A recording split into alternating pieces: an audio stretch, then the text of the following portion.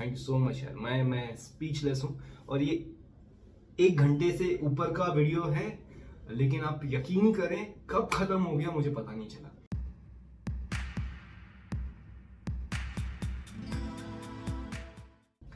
नमस्ते, hello and welcome back to my channel. दोस्तों, आपका एक बार फिर से तहे दिल से स्वागत है, इस्तकबाल है मेरे इस चैनल में। मुझे पूरा यकीन है कि आप सब खैरियत से होंगे, खुश होंगे, कुशल मंगल होंगे। दोस्तों, आज जिस वीडियो पर हम रिएक्शन करने जा रहे हैं ना, हमारे एक दोस्त हैं निखिल सिंह, तो उन्होंने ये वीडियो रेकमेंड किया है। अब मेरे लिए ये था थोड़ा सा कंफ्यूजन इस वीडियो को शुरू करने से पहले कि there are 2 videos of colonel Rajeev with Ranbir Allahabadia. तो एक हिंदी में है और एक इंग्लिश में है। एक 6 महीने पुराना है, एक 2 महीने पुराना है। कौन सा करना है? तो जो लेटेस्ट वाला है 2 महीने पुराना वाला, उसे करते हैं पहले, है ना। वीडियो का टॉपिक है देशद्रोही से सामना, 1971 इंडो पाक वॉर और Gorkha regiment, the Ranbir show. Army के लिए ना एक सॉफ्ट कॉर्नर वैसे तो हम सबके दिल में दिमाग में रहता ही है, बट फिर जब आप स्पेशली आपके स्ट्रिंग्स जुड़े होते हैं आर्मी के साथ, तो है ना, और भी वो बढ़ जाता है, ज्यादा हो जाता है। तो शुरू करें। Colonel Rajeev Bairwan, welcome to TRS Hindi. Thank you, बहुत बहुत शुक्रिया। कैसे हो सर? एब्सोल्युटली फाइटिंग फिट, बहुत अच्छा लग रहा है यार। इट्स ऑलवेज गुड, है ना, अच्छा लगता है यंगस्टर से बात करके। You feel that vibes and energy, बहुत अच्छा लग रहा है। अभी हाल ही में हमने एक 2 घंटे का लंबा इंग्लिश पॉडकास्ट शूट किया था। हिंदी पॉडकास्ट का फ्लेवर थोड़ा सा अलग होता है। कोई बात नहीं यार, अलग अलग फ्लेवर्स ट्राई करने चाहिए, मेरा मानना है नहीं? हाँ जी सारे सर। फ्लेवर्स इंपॉर्टेंट हैं लाइफ। जी, आई फील कि मोस्टली मिलिट्री पॉडकास्ट में ना मैं यूजुअली मिलिट्री कॉलेज से इन पॉडकास्ट की शुरुआत करता हूँ, बट इन योर केस मेरे को ठंड से शुरुआत करनी है। हाँ। क्योंकि कोई बात नहीं। इंग्लिश पॉडकास्ट से मुझे ये पता चला कि आपके बहुत सारे एक्सपीरियंसेस हैं। आपने इंडिया में JNK में भी सर्व किया, आपने नॉर्थ ईस्ट में भी सर्व किया, आपने अफ्रीका में भी सर्व किया, और ऐसे काफ़ी सारी चीज़ें हैं जो हम शायद ऑनलाइन कह भी नहीं सकते। उन चीज़ों को आपने एक्सपीरियंस किया है। You are a part of classified operations as well. इसलिए इस पॉडकास्ट की शुरुआत मैं ठंड से करना चाहूँगा सर। हाँ, लाइफ में सबसे ज़्यादा ठंड कहाँ महसूस हुई है और क्यों? ठंड कहाँ महसूस हुई है?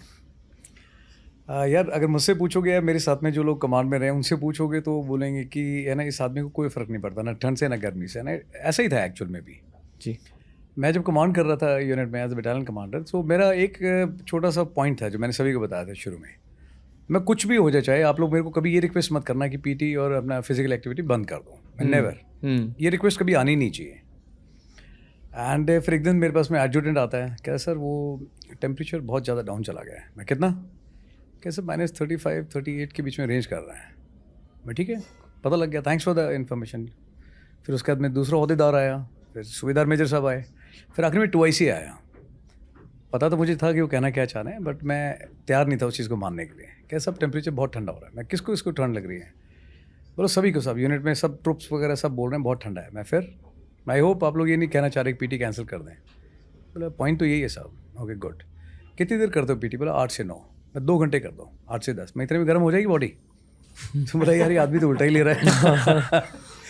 डेजर्ट की साहब थोड़ा ठंडा ज़्यादा है। मैं 3.5 घंटे 3 घंटे जितना चाहिए उतना कर देते हैं। तो बोला भाई इसको समझ में नहीं आ रही।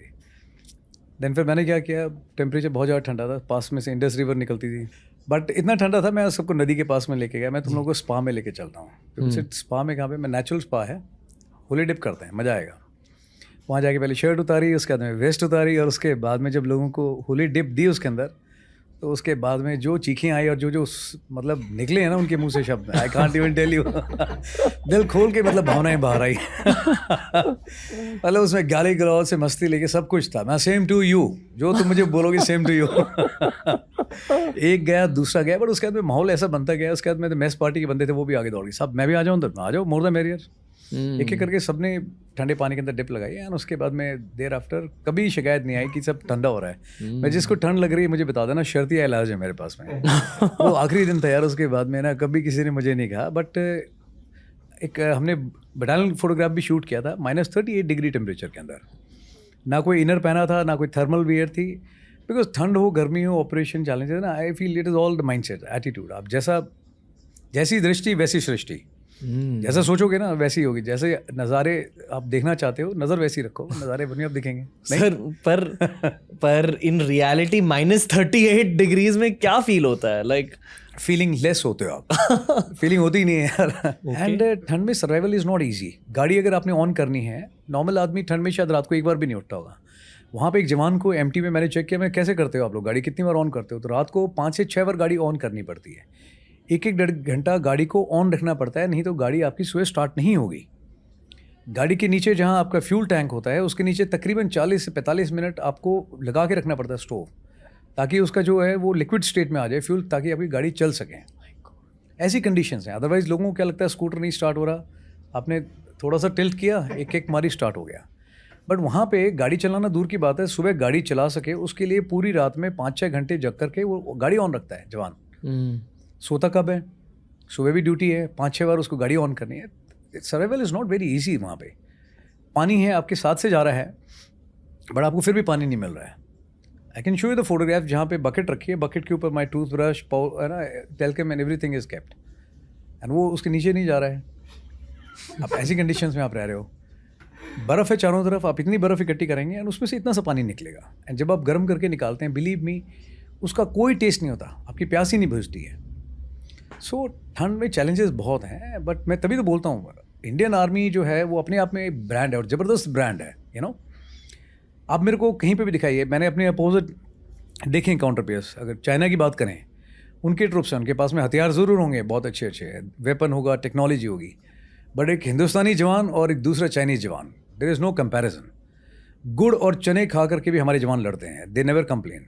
उनका जवान नहीं लड़ सकता। मैंने उनको देखा है, जिस तरह की गाड़ी में आते हैं वो बर्फ़ में, जिस तरह के कपड़े पहनते हैं, इक्विपमेंट पहनते हैं, आप उसको ठंड में खड़ा करके देखो 2 मिनट में। यहाँ पे एक सरकारी इशू वाला जो कोट मिलता है उसके अंदर बहुत खुश है जवान, ठीक है, और पूरी हिम्मत से बिल्कुल मुस्तैदी से अपनी ड्यूटी करता है। उसी माहौल में मैं किसी दूसरी कंट्री का अगर खड़ा कर दूँ, हिल जाएगा, नहीं कर पाएगा। ये हिंदुस्तानी फौजी है जो कर लेता है, खुश रहता है उसके बावजूद भी। जब भी पूछो तो बड़े चार्जअप रहता है और हमेशा बोलता है मेरा देश, मेरी फ़ौज, नाम नमक निशान, ये 3 वर्ड हैं छोटे से, इसके लिए कर जाते हैं लोग। तो ठंड वंड मायने नहीं रखती, खुश होकर जाते हैं लोग। आपका दिमाग कैसे बदलता है ऐसे एक्सपीरियंस के बाद? आप कैसे बदलते हो एज अ मैन? यार हमेशा पॉजिटिव सेंस में बदलते देखा है मैंने। जब आप देखते हो ना चैलेंजेस और लोगों को देखते हो उसमें भी खुश है ना। जैसे फॉर एग्जांपल ऐसा भी सिचुएशन है जहाँ पे आप गए, आपके पास खाना कम है। उदाहरण के तौर पे अगर मैं तो मान लीजिए 4 लोग हैं और 1 रोटी का टुकड़ा है सिर्फ आपके पास में। भूख तो सभी को बराबर लगी हुई है, थके भी उतने ही हुए, आपने उतना ही किया। बट उम्र के लिहाज के हिसाब से हमेशा ये देखते हैं, फ़ौज की सिखलाई ये कहती है कि अगर जो सबसे छोटा है 4 टुकड़े करोगे तो उसमें सबसे बड़ा टुकड़ा उसके पास जाना चाहिए जो सबसे जूनियर है, और पहले उसके पास जाना चाहिए। अगर ज़्यादा किसी को ज़रूरत है तो सीनियर आदमी ये भी बोलेगा कि भाई मुझे भूख नहीं है, मैं खा करके आया हूँ, बिल्कुल भी भूख नहीं लगी, 2 इससे दिए जाएँ बट जूनियर को दिए जाएँ। हमेशा पॉजिटिव सेंस में ही देखा है मैंने। किसी एक को गोली लगती है ना तो वो जो फीलिंग आती है वेंजेंस की कि भैया छोड़ेंगे नहीं, किसी एक को लगती है तकलीफ दूसरे को होती है। नहीं तो मैंने बहुत मेरे एक्सपीरियंस रहे हैं जहाँ मैंने सिविल में देखा है आदमी को एक्सीडेंट से चोट खाते हुए, दिल्ली में, अलग अलग प्लेसेस में, जहाँ 7 से गाड़ी निकाल के गए हैं लोग, लेकिन किसी ने रोक के मदद नहीं करी। मैं रात को वहाँ पर रुका हूँ, उसको उठाया, हॉस्पिटल लेके गया हूँ। आपको जो स्टेटमेंट देने आना पड़ेगा, मैं भाई जहाँ बुलाना है उधर बुलाना है ना, फिलहाल इसको ट्रीटमेंट दो। दूसरे की तकलीफ आप महसूस करते हो ना, ये फ़ौज सिखाती है आपको कि आदमी दूसरे के घर में कुछ अच्छा होता है तो लोग सेलिब्रेट करते हैं। किसी एक को तकलीफ होती है, 10 लोग है ना मायूस होते हैं, उस तकलीफ को शेयर करते हैं। सर आपके पहले कॉम्बैट ऑपरेशन में क्या आपने किसी को गोली लगते हुए देखा? पहले में नहीं, बट हाँ वैसे देखा है मैंने। जब पहली बार किसी को गोली लगी आपके सामने, आपके दिमाग में क्या चला? यार उस समय सिर्फ एक ही चीज़ होती है उस समय ना, बाकी को और कुछ चीज़ समझ में नहीं आती। जब आपके बंदे को चोट लगती है ना, आपका सारा फोकस और सारी एनर्जी सिर्फ इस तरफ लगती है कि कुछ भी हो जाए, कुछ भी रूल तोड़ने पड़े, आपको किसी भी हद तक जाना है आप वहाँ पे जाओ, बट ये बंदा मेरा बचना चाहिए। एक मैं ऑपरेशन छोड़िए, मैं एक ट्रेनिंग कर देता हूँ, एक छोटा सा एग्जाम्पल। मैं असम राइफल में अपना नॉर्थ ईस्ट के अंदर एक ट्रेनिंग इवेंट था। मैंने एक इंसिडेंट देखा जहाँ पे ग्रेनेड फायरिंग की क्लास चल रही थी। ग्रेनेड फेंका and first time I saw कि जहाँ बंदा खड़ा एकदम से स्पार्क दिखाई दिया। एंड मैंने उसके बाद में एक CHM को कूदते हुए देखा और एक जवान को देखा मैंने गिरते हुए, रिक्रूट को जो अंडर ट्रेनिंग था। मुझे लगा शायद वो जंप करके उन्होंने अपनी पोजीशन सिक्योर कर ली है, बट उसके बाद में चंद एक सेकंड के बाद में जब कोई हरकत नहीं, वो उठे नहीं, तो वहाँ दौड़ करके जब उनको चेक किया तो उस जवान का मैंने देखा, ही वॉज जस्ट मुश्किल से ले दे करके वो 18 साल का था। गर्दन का ये जो हिस्सा है इतना इतना पूरा जो है गैप था, गायब था, मतलब पूरा सब कुछ खत्म था, गर्दन ऐसे लटकी हुई थी एक साइड में। उस समय इधर उधर देखा, कुछ समझ में नहीं आया, कॉटन का बंडल था, वो उठा के उसकी गर्दन के बीच में फिट किया है यहाँ पे, ताकि गर्दन एटलीस्ट एक पोजीशन में खड़ी रहे, और बालों से ऐसे पड़ा हुआ है। आई डोंट नो, शुक्र है विंड पाइप और बाकी चीज़ में नहीं लगी थी, बट एक major portion from this side ना गॉन। एंड उस जवान ने मेरे को इतनी ज़ोर से पकड़ रखा था एंड खींच रहा था मुझसे ज़ोर से, and he was shouting like anything, नाम लेके, राजीव साहब मुझे बचा लो साहब, मैं इकलौता लड़का हूँ साहब मेरे माँ बाप का, घर में मेरे पापा मम्मी का। उस समय भी आई कैन अंडरस्टैंड, वो अपने बारे में नहीं, अपने माँ बाप के बारे में सोच रहा था कि और कोई नहीं उनका ख्याल रखने के लिए, सर मुझे रहना है इसलिए कि उनका ख्याल रख सकूँ, प्लीज़ साहब मुझे बचा लो सर, मैं मरना नहीं चाहता सर। मेरे इमोशंस उस समय, मुझे भी रोना आ रहा था, मुझे भी लग रहा था यार क्या हो गया, यंग बच्चा है बिल्कुल इसके हाथ में, मैं खुद भी यंग ही था उस समय, कप्तान ही था मैं। एंड मैं फिर भी उसको बोल रहा, मैं क्या हुआ बड़ी, कुछ नहीं हुआ, नथिंग, क्यों इतना हल्ला मचा रहा है, मैं थोड़ी सी चोट लगी यहाँ से, हो जाएगा ठीक, कुछ नहीं होने वाला। बट बिलीव मी यार, वो इतना जोश दिखाने के लिए भी जोर है ना, अंदर से लगता है बहुत ज़्यादा है, no to pretend something which you are not. मन में कुछ और आ रहा है, लग रहा है अंदर से यार ये गया बंदा, 4 शॉट इज गॉन, मन मानने के लिए तैयार नहीं है, बट फिर भी उसको तो मैं बोल रहा, मैं तू हो जाएगा ठीक, कुछ नहीं होगा, थोड़ा सा है बड़ी, ले चलेंगे तेरे को। 2 लोग बैठ सकते हैं चॉपर में, उसको कैसे कैसे फोल्ड करके डाला चॉपर में मेरे को याद है, यहाँ से बाल पकड़ रखा है, यहाँ पे ये लगा रखा है, कुछ ड्रिप लगा रखे डॉक्टर ने, किसी तरह से बस अंदर ठूस करके भेजा गया वहाँ पे। डॉक्टर को उसके साथ बैठाया एंड मैंने साथ में गाड़ी चलानी शुरू करी। वहाँ से नागालैंड पहुँचे, जहाँ क्लोजेस्ट हॉस्पिटल था, लेकर के गए। कॉन्फ्रेंस चल रही थी, डॉक्टर से बोला कॉन्फ्रेंस है, वहाँ जाके मैं अंदर गया, मैं कॉन्फ्रेंस गई तेल लेने के लिए, बंदा चेक करो। Doctors were also very responsive, उन्होंने देखा कि पता नहीं था, तब तक बता दिया लोगों ने कि कैजुअल्टी आ रही है। उन्होंने ट्रीट किया, 2 दिन ट्रीटमेंट में रखा उस बच्चे को, बहुत कोशिश करी, best possible effort done by doctors, team, everyone, नहीं बचा। इवन मोस्ट डिफिकल्ट, उससे ज़्यादा मुश्किल टाइम 2 दिन के बाद था, जब उसके पेरेंट्स की टिकट बुक कराई, उनको अभी तक पता भी नहीं था कि बच्चा नहीं रहा। उनको एयरपोर्ट पर रिसीव करने के लिए मैं गया, जवान की ट्रेनिंग कर रहा था वहाँ, उसके पेरेंट्स आए, मैंने उनके पैरों को हाथ लगाया, उनको रिसीव किया। आँख से पता लगना चाहिए था उनको, बट वहाँ भी मजबूती से खड़ा रहा, मैं कैसे हैं आप, दिक्कत तो नहीं हुई रास्ते में। उन्होंने बोला वो बच्चा, मैं आई लेके चलते हैं। वहाँ लेकर के गए, उसके बाद में फादर को अलग किया, मदर को अलग किया, और उसके बाद में, बिकॉज ऑब्वियसली लेडीज शायद है ना सस्टेन नहीं कर पाती उतना प्रेशर, उनको बताया कि मैं ऐसे ऐसे हुआ है, ठीक है। And that was the time which was emotional break down for me also, you know. जो हो गया मेरी आंखों के सामने, वो तो चलो मैं उसको हौसला दिलाने के चक्कर में खुद को बड़ा मजबूत रखा, बट एक फादर को एक यंग बच्चा एंड एक लौता बच्चा जाते हुए देख के, है ना, वो वहीं पे घुटनों में बैठ गए, वो उनमें जान ही नहीं बची थी। बड़ी मुश्किल से उनको खड़ा करा, बिठाया, फिर उनको समझाया कि अपनी वाइफ को भी कैसे बताना है। फिर वो देखना चाहते थे बच्चे को, अब क्या दिखाएंगे कि इसके नीचे सब गायब है पूरा, तो मैं फेस नहीं देख सकते आप, ठीक है। मदर को मना किया गया कि फौजी कुछ नॉर्म्स हैं, समझाया उनको, ये वो, फादर को दिखाया, बट वेरी डिफ़िकल्ट। रात को 4 बजे भी ऐसा हुआ है कि जहाँ पे एक फ़ोन आता है और वो कहता है कि sir CO so and so RR passed away in the operation। अब ये 24 घंटे बजता रहता है मेरा phone, because I was in such a branch जहाँ पे we were dealing with operation, कहीं पे भी हो रहा हो, इट वॉज थ्रू अस। अब हर बारी जितनी बार फ़ोन बजता है, कितनी बार लोगों को डर लगता है, फ़ोन, जनता वॉलंटरली पूरे दिन भर फ़ोन में उंगली करती है। I was one of those guys, मैं हमेशा सोचता था कि मेरा फ़ोन ना बजे तो बहुत अच्छा है ना, बिकॉज वो हमेशा रहता मन में, फ़ोन बजेगा तो वो बोलेगा सब ये कैजुअल्टी, चॉपर चाहिए, एक बंदा गया, एक और गया, एंड इट हैपन्स, रूटीन है ये। आप RR में देखिए, JNK में, नॉर्थ ईस्ट, हर रोज़ एक बंदा किसी घर से जाता है, इट्स वेरी पेनफुल, है ना, अपने बंदे को देखना। इमेजिन 4 बजे आप किसी के घर में जाते हो and you have to tell, आपको ये घर में बताना है उनको कि so and so, colonel so and so और major so and so is no more. आसान नहीं है। फिर भी हिम्मत करके गए घर पे, नॉक किया 4 बजे। उस लेडी की आप हालत सोचो जिसको आदत नहीं है कि भाई 4 बजे मेरे घर की कोई बेल बजाएगा, बट आज अचानक से बजती है। उनको ये भी पता है कि काउंटर इंसर्जेंसी और काउंटर टेररिज्म ऑपरेशन इलाके में मेरे हस्बैंड कमांड कर रहे हैं और ऐसा सा माहौल है। 4 बजे घंटी बजने के साथ साथ मन में 10 तरह के, है ना, ख्याल आते हैं, और सही आते हैं कि घंटी अच्छी नहीं बजी, 4 बजे बजा, कुछ हुआ है। It is not the normal routine. जब सामने खड़ा हुआ एक फौजी ऑफिसर दिखाई दे और उसकी शक्ल में लिखा होता है साफ साफ कि, है ना, ये कोई अच्छी बात बताने के लिए नहीं आया यहाँ पे, तो उसी समय हाव भाव चेंज हो जाते हैं पूरी बॉडी के। बोलने की ज़रूरत नहीं पड़ती, सब ठीक है। बड़ी रो करके मायूस आवाज़ में पूछा उन्होंने लेडी ने, hope all well. All is not well. Movies में है कि all is well, all is well, every time things are not well. मैंने उनको बताया ये है, एंड खुद को भी रोना आ रहा है बताते समय। एंड वहाँ पे व्हेन यू सी लेडी, मैंने कहा मैम ऐसे से हुआ है। उनका कोई रिएक्शन नहीं था। शी वेंट इनसाइड, अपनी बेटी को उठाया, उसके हेयर कॉम करने लगी, and she was just behaving very normal. I knew कि she lost senses at all. उसके बाद में वो बॉडी वहाँ लेकर के आई जाती है।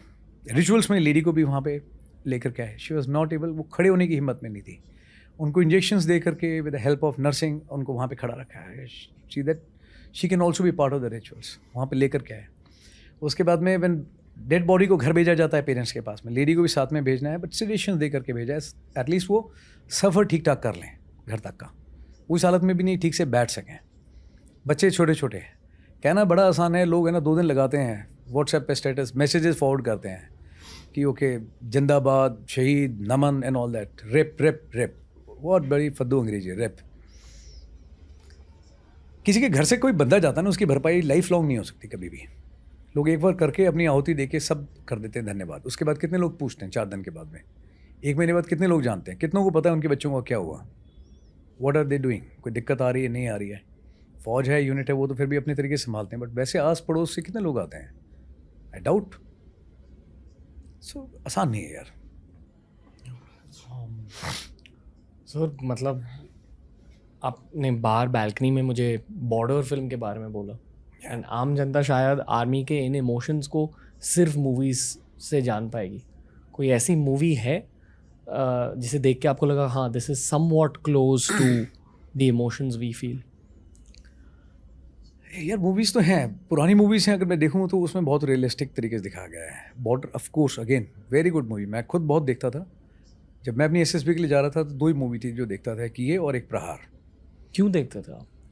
आई डोंट नो, मतलब मुझे लगता था यार कि ये है जो मैं करना चाहता हूँ। अभी मेरे कोर्समेट भी हैं जो साथ के हैं, वो बताते हैं, कहते तो वो विस्लिंग करता हुआ आया था उस गाने की ना, प्रहार की। एंड जब गए तो सिलेक्शन होकर के तो भी वही सिटी पे जा रहा था तो, एंड अभी भी कुछ कोर्समेट जो कहता है यार वो विस्लिंग बना के दिखा मुझे। Okay, I saw in that कि है ना कि कितना मुश्किल दिखाया गया है उसमें, कि प्रहार मूवी में ऐसा होता है, ये कोर्स होता है, इसमें करते हैं जहाँ लोग इतने थके हुए हैं, दिमाग और दिल दोनों का कनेक्शन टूट जाता है बिल्कुल, है ना। दे पुश, वो एकदम आपको लिमिट पे लेके जाते हैं कि आप कितनी लिमिट हो सकती है। एंड बिलीव मी, आदमी को अपने शरीर की और अपने दिमाग की ना काबिलियत का तब तक नहीं पता लगता जब तक आप है ना उसका चेक ना करो। एंड कमांडोज़ में ये चीज़ देखी है मैंने, वहाँ पे एक उस्ताद को, हवलदार हैं ठीक है, और ऑफिसर्स कोर्स पे ऑफिसर्स को रगड़ रहे हैं, बट वो आपको रियलाइज़ होता है जब आखिरी दिन आप पहुँचते हो कि एक आदमी वो उस कोर्स में पास कराने के लिए 5-5 लोगों को दोनों साइड से पकड़ के खींच रहा होता है। तो आपको लगता है बड़ी ये बनना है, ऐसा करना है। मेरा मोटिवेशन रहा हमेशा से, मैंने करना है तो, और भगवान का कुछ ऐसा रहा, मैंने पहला कोर्स भी वही किया, कमांडो कोर्स। पहला कोर्स वही करने को मिला हमारे कोर्स को, नहीं तो पहले वायुस होता है, मैंने पहले कमांडोज किया। है ना, उसमें बेस्ट इन फिजिकल्स लेकर के आया। हमारा मूवी में देखा था मैं, ये वाली ट्रॉफी चाहिए मुझे बेस्ट इन फिजिकल। मेरी दोनों टांगें टूट गई थी दौड़ दौड़ के 40 किलोमीटर में, 30 km में, एंड दोनों टांगें टूट गई जोश में ना, इसका भी दे दो वजन, उसका भी उठा लो, एक्स्ट्रा करता हूँ थोड़ा, totally shattered. And last day जब 30 km रन था तो हॉस्पिटल में एडमिट कर दिया, बोला कि भैया तुम्हारी टांगें होगी, जय हिंद, अभी मज़े करो। मैंने सर इतना बढ़िया कर रहा हूँ कोर्स में, हर जगह आगे आ रहा हूँ, अभी वापस नहीं जाना। तो मना कर दिया उन्होंने। अंदर से मैं चिटकनी लगाई, कूदा किसी की साइकिल उठा के, मैं चलो भैया पहुँचा वहाँ पे। एंड वो बोला कि डिस्चार्ज स्लिप, मैंने कहा डॉक्टर ने बोला लेट हो जाओगे, तुम दौड़ो, हम आ रहे हैं। डॉक्टर से वैसे ही आना था ढूंढते हुए, मैं पहुँच गया वहाँ पे। 15-15 मिनट के गैप पे छोड़ते हैं बैचेस को ना, ताकि कंजेशन ना हो। मैं तीसरे बैच में छोड़ा गया था, तो मेरे और पहले वाले बंदे में 45 मिनट का तो ऑलरेडी गैप था। बट उसके बाद में दौड़ा, पट्टी वट्टी बांध करके, लकड़ी भी काटी थी थोड़ी, उसमें कपड़ा वगैरह बांध के, मॉडर्न क्रचेस बनाए थे अपनी मॉडिफाइड करके दौड़ा, और जो 45 मिनट मुझसे पहले गया था उसको रगड़ दिया, उससे आगे गया। It was good experience. ये कमांडो शब्द मतलब क्या? बहुत लोगों को कमांडो शब्द भी एग्जैक्टली समझ नहीं आता। What is a commando? What is a military commando? Military commando वो आदमी है जिसने ऐसा एक्सपीरियंस लिया है, तजर्बा लिया है, जो फिजिकल और मेंटल दोनों एंड्योरेंस की, जो एक आप सोच सकते हो इस हद तक आदमी जा सकता है, वो उससे 2 कदम आगे उसको टेस्ट किया गया है। उस तरह की ट्रेनिंग उसको दी गई है कि जहाँ पे लगता है अब नहीं हो पाएगा, बट फिर भी आपको ट्रेनिंग दी गई है, आपसे करवाया गया है और आपने करके देखा है। तो एक आदमी को हौसला आता है, एक विश्वास आता है कि यार ऐसी कोई चीज़ नहीं जो मैं नहीं कर सकता। कैसी ट्रेनिंग होती है? कैसी ट्रेनिंग नहीं होती रादर है मुझसे, है ना, कैसी नहीं हो सकती। जैसे आपने बोला सांप खाते हो, तो चॉइस नहीं है आपके पास में, आप खाते हो नहीं खाते हो। मेरा एक कोर्समेट है, कश्मीर से था, गंगानगर से। तो उसने बोला था, उस्ताद मैं तो ब्राह्मण हूँ, हमारे यहाँ तो प्याज लहसुन भी नहीं खाते। आई स्टिल रिमेंबर उस्ताद का इतनी जोर से आया था 5 वाला लो, उसने इतना बड़ा मुंह खोला and the piece was inside. कहते खाओ। बोला अगर नहीं खाया ना पंडित जी तो आगे 2 पीस और खाने पड़ेंगे। उसने खाया और खुश होके खाया यार। सिखाया। मेंटल ब्रेकेज है ना, ट्रेनिंग जब भी आती है या जब आपको सिखाते हो तो फिजिकल से ज़्यादा मेंटल होता है। अगर आप मेंटल एंड्योरेंस अपना कर सकते हो, आप खड़े रह सकते हो, तो फिजिकली तो हो जाएगा। बट जो आदमी दिमागी तौर पे कोप अप नहीं कर सकता और चीज़ों को है ना लेता है कि भाई गिव अप कर देता है, तो वो फिर फिजिकली भी नहीं कर सकता। एंड्योरेंस है फिजिकल। आपको बारिश में जाने की आदत नहीं है, डिस्कम्फर्ट ज़्यादा होता है ना। आपके पर्सनल क्लोथिंग है ना, इनर क्लोथिंग्स अगर गीले हो जाएं, जूते जुराब गीले हैं, बहुत मुश्किल है काम करना। बट आपको उस कंडीशंस में डाला जाता है जहाँ पे मतलब पूरा आप पूरे गीले हो, ठीक है। आपको नींद एक बहुत बेसिक नेसेसिटी है, बट आपको 2 दिन सोने नहीं देंगे। 3 दिन अब चल रहे हो, चलते जा रहे हो, बारिश में हो, पानी में गीले हो, आपको गर्म चाय दे दी है, आपने ली और अपने ऊपर ही गिरा लिया है, आपको फिर भी आइडिया नहीं हो रहा। इस हद तक आपको पुश किया जाता है, ठीक है। गर्मी में जहाँ 47-48 टेम्परेचर जा रहा है, वहाँ पे आपको एक यूएससी पिट होता है, अनाम कॉम्बैट, उबल रही होती है रेत उसके अंदर, और वहाँ पे आपकी शर्ट निकाल दी जाती है एंड आपको बोलते हैं कि ओके ठीक है, हाथ पीछे फोल्ड एंड छाती केवल क्रॉस करना है। तो 2 तरीके हैं, आप आराम से आओगे तो आप उबल जाओगे, आप जितना जल्दी जा सकते हो आप उतना बच जाओगे, है ना, उतने टॉर्चर से। तो पहले आप छाती के बल जाते हो, ठीक है, उसके बाद बोलते हैं कि ठीक है अब पीछे साइड से है, फिर पीठ के बल आप वापस आते हो एंड बाय द टाइम आपकी पूरी स्किन जली होती है, चेस्ट पे भी, पीछे भी, गर्मी भी है, दर्द भी हो रहा है, इरिटेशन भी हो रहा है, बट चॉइस नहीं है आपके पास में कोई, आप करना तो पड़ेगा आपको, ठीक है। कोई बोलता है दर्द हो रहा है तो आदमी इधर से सुनता है, उधर से निकाल देता है। सुबह से दौड़ रहे हो, पानी नहीं मिला है, फिर बोले पानी कहाँ पे, बोले पानी 5 किलोमीटर आगे है। अब वहाँ जाओगे आपको 1 ढक्कन पानी मिलेगा, पीने वाले 250 लोग होंगे। फिर कहता अच्छा सर गलत बता दिया, पानी यहाँ पे नहीं, आपको वहाँ मिलेगा। वहाँ गए, वहाँ पानी मिला, बट वहाँ साथ में एक डॉक्टर साहब भी मिला। अब डॉक्टर कहता है आप लोग पानी पीना है, ओके। पानी पीने से पानी की इंपॉर्टेंस के बारे में जानकारी लेना बड़ा ज़रूरी है। आधे घंटे का ब्रेक था, आधे घंटे भाई ने लेक्चर दिया कि पानी में ना क्या क्या कंटेंट होते हैं, पानी वाटर बॉडी में कितना है। और जब आधा घंटा पूरा हो गया, कहता है यार तुम लोग बातें बहुत करते हो ना, अभी now you are getting late for the class, now go back. It is so very well planned, है ना, इतना अच्छे से मतलब किया जाता है कमांडोज में ना। आपको दिखता सब कुछ है, आप यूज़ कुछ भी नहीं कर पाओगे।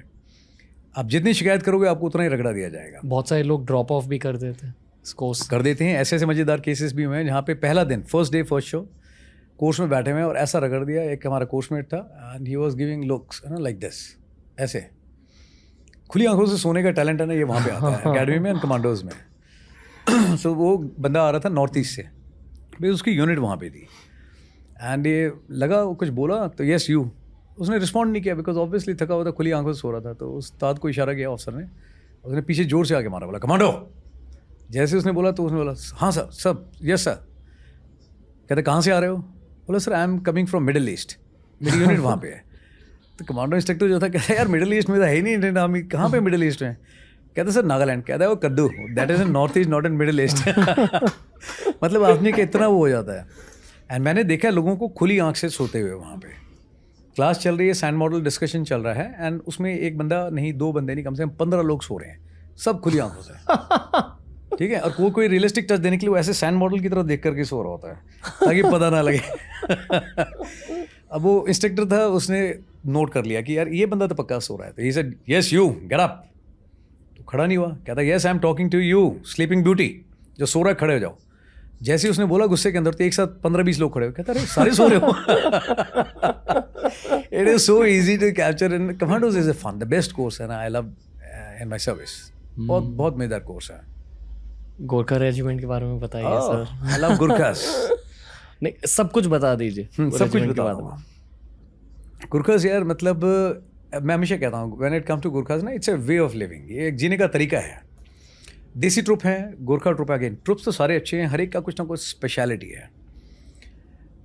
गोरखा ट्रुप्स जो होते हैं बहुत ही सिंपल और सीधे साधे लोग हैं। एक तो ये है उनके बारे में, बहुत सीधे, मतलब बहुत ही सीधे।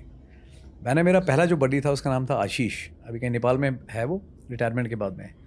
मैंने पूछा तो उससे कि गुरुजी आप ये बताओ आप क्यों आए थे फौज में? कहते साहब हमारे बहुत दूर रिमोट इलाके में रहता हूँ। कहता जब छुट्टी पे लोग आते थे ना, मैं उनके पैर देखता था फौजी लोगों के, और मैं देखता कितने गोरे गोरे पैर हैं इनके। मैं फिर कहता मैंने इनकी बड़ी सेवा होती है कि क्या गजब की नौकरी है, इतने पैर तो लेडीज़ के भी नहीं होते इतने गोरे, बहुत अच्छे हैं, मुलायम मुलायम। तो मैंने कहा मैं भी ये फ़ायदा उठाऊंगा इस चीज़ का, सर्विसेज मैं भी लूँगा, मैं भी आगे फ़ौज में। मैं फिर कहते कहाँ साहब, इधर तो आके वो सुबह पीटी का जूता पहनो, वो ख़त्म होता है तो ऑफिस का डीएमएस बूट पहनो, वो ख़त्म होता है गेम वाला जूता पहनो, उसका रात को ड्यूटी वाला पहनो, 24 घंटे तो जूते में पैर रहता है। इसीलिए तो हेमा मालिनी से भी अच्छा पैर है हमारा। तो मैं अच्छा पता लगा आपको किस लिए होते हैं हमारे पैर इतने अच्छे? बोला यस, वेरी सिंपल पीपल, बहुत ही सीधे साधे लोग होते हैं। दूसरा मैंने जो गुरखास में देखा जो किसी और ट्रुप्स में नहीं है, दैट इज़ अपना फन लविंग। उनको ना गाना बजाना नाचना बहुत शौक है, खुल करके अपने आप को एक्सप्रेस करते हैं, कभी भी है ना रुकते नहीं हैं। एक छोटी सी ढोलक होती है जिसको मादल बोलते हैं गोरखा पलटन में, एंड उसको आप लेकर के आ जाइए और फिर उसके बाद आप चाहे 2000 आदमी लेकर के आ जाओ, एक आदमी बीट शुरू करेगा, धीरे धीरे लोग जुड़ते जाएंगे, उसके बाद लेडीज़ क्या बच्चे क्या सब एक साथ डांस करेंगे। ये आपको बाकी किसी रेजिमेंट में देखने को नहीं मिलेगा, इतना खुलापन, ठीक है। ईमानदारी और जो मार्शल क्वालिटी है वो तो है ही इन ट्रुप्स के अंदर, है ना। जो खुकरी होती है एक स्पेशल वेपन है, it is a part of the uniform, और किसी में लागू नहीं है, बट वो यूनिफॉर्म हमेशा अपने साथ करता है खुकरी। और वो खुकरी को जिस तरह से इस्तेमाल करता है, जिस तरह से कैरी करता है, वो अपने आप में एक चीज़ है। ड्रेसिंग सेंस अगेन, जब मुझे याद है जब हम लोग यंगस्टर थे और हम लोग देहरादून में थी यूनिट हमारी, तो सीओ के पास में गए थे, सारे कहते हैं ये ट्रुप्स का जो आउटपास वाला है ना, संडे को हम लोग जाएंगे, ये चेंज करना पड़ेगा। बोला क्यों? बोला सर हम लोग पहनते हैं 500 रुपये का जूता, ये पहनते हैं 2000 का जूता, सर कॉलर ऊपर स्पाइकी हेयर, बड़ी किस तरह जाते हैं इस स्टाइल से, सर हमारा कोई स्कोप नहीं है बाहर, हम लोग नहीं जाएंगे। बहुत अच्छे से कैरी करते हैं अपने आप को, है ना, क्लास तरीके से करते हैं। और कॉम्बैट पर्सपेक्टिव से कुछ कॉम्बैट पर्सपेक्टिव से बहुत बहुत यूनिक है। जैसे जनरल सैम ने कहा हुआ है ना, उनकी एक बड़ी फेमस कोट है, इफ़ समबडी सेज कि that I am not afraid to die, तो दो ही ऑप्शन है, पहला ये कि या तो वो झूठ बोल रहा है, और अगर झूठ नहीं बोल रहा तो पक्का गोरखा है, दैट इज़ वन। दूसरा एक और बड़ा फेमस है, 71 का जब सिनेरियो था, तो उसमें एक बारी ट्रुप्स को एड्रेस करने के लिए गए वहाँ पे, गोरखा ट्रुप्स थे बहुत सारे, तो वहाँ पे जनरल मानिक शाह ने बताया, field marshal Manik Shah sir ने बोला कि ऐसे ऐसे ऑपरेशन है, इस तरह से किया जाएगा और हवा के रास्ते से आपको कूदना है, तो कितने लोग हो जिसके लिए तैयार हो? तो वहाँ पे कुछ लोगों ने हाथ खड़ा करा, है ना, एंड ही वाज सरप्राइज्ड, करे इतनी बड़ी फौज है और तुम लोग इतने से लोगों ने हाथ खड़ा किया, बस दिक्कत किधर है? कोई दिक्कत नहीं, हवाई जहाज में आपको लेके जाएंगे, उसके बाद में आप वहाँ से जाएगा और फिर आपने पैराशूट की मदद से नीचे आ जाना है। तो फिर बहुत लोगों ने रिएक्ट किया, बोला साहब पैराशूट भी मिलेगा? मतलब कुछ गोरखे तो सिर्फ बिना पैराशूट के ही तैयार थे, जो उन्होंने हाथ खड़े किए, बोला हम तो कूद जाएंगे। They are good people. पहाड़ों में स्पेशली आप देखना हमेशा बहुत अच्छा करेंगे। देसी ट्रुप्स है वो नीचे नज़र रख करके ऐसे उतरता है, गोरखा नज़र सामने रहती है उसकी, नीचे नहीं देखता, बिकॉज पहाड़ी ट्रुप है, आदत है नीचे चढ़ने की उतरने की। आपने अभी सैम मानेक शॉ सर की बात करी, हाँ, इंडियन मिलिट्री उन्हें याद कैसे करती है? क्योंकि अभी एक फिल्म भी आ रही है उनके लाइफ के बारे में, या बट आई फील कि हमारी जनरेशन को उनके बारे में ज़्यादा कुछ नहीं पता। यार मैं हमेशा कहता हूँ, मेरे फादर ने भी मुझे बताया कि भाई जब हम थे तो मैंने उनको सुना था 71 के टाइम पे कि उन्होंने ऐसे बात करी थी, and he was a great man. हम लोगों को भी प्रमोशनल एग्ज़ाम्स होते हैं, कैप्टन से आपने मेजर बनना है, मेजर से आप आगे जा रहे हैं, प्रमोशनल एग्ज़ाम्स होते हैं जिसको पार्ट बी पार्ट डी बोलते हैं, तो उसमें आपको एक बायोग्राफी भी पढ़ाई जाती है, तो हमने कई बार पढ़ी उसके अंदर, एंड जब पढ़ के देखा तो फिर लगता है कि वाकई में ऐसे लोग भी थे, उस टाइप के लोग। फ़ौज में बहुत सारी चीज़ें, पहला कंप्यूटर उनके टाइम पे आया, ठीक है, जो आज ड्रेस देखते हैं आप, जो MNSS पहनती हैं, वो उनका आइडिया था। जो हाई राइज बिल्डिंग है जहाँ पे 100% लोगों को अकोमोडेशन मिलना चाहिए फ़ौज में भी, ये भी उनका आइडिया था। आप देखेंगे 70-80% जो चीज़ें हैं फ़ौज में जो उस समय सोची थी उन्होंने, जो इम्प्लीमेंट हो रही हैं आज की तारीख में, चाहे ट्रेनिंग स्कूल्स हैं, ठीक है, नॉर्थ ईस्ट में हो बाकी जगह हो, ये उनका आइडिया था। तो उस समय में एक आदमी कितना मतलब फोरसाइट रख सकता था, कितना सोच सकता था, जिस तरह की मतलब मजबूत रीढ़ की हड्डी थी कि चाहे वो प्राइम मिनिस्टर हो चाहे एक नेता हो, है ना, वो बिल्कुल मुंह पे बता सकते थे, एक स्टैंड लेते थे अपने लोगों के लिए। जैसे एक बड़ा फेमस इंसिडेंट है, उन्होंने कहा था वहाँ पे कि किसी ने एक कॉन्फ्रेंस थी, एंड उस कॉन्फ्रेंस में देयर वाज सम ब्रिगेडियर और कर्नल, तो कोई नेता थे, उन्होंने बोला यस यू खिड़की खोल दो और समथिंग लाइक दैट। उन्होंने वहीं पे क्वेश्चन किया, बड़ी मजबूत तरीके से बताया था, लिसन मंत्री जी, he has got a name and he has got a rank, his name is so and so and he has got a rank, address him properly. That was the kind.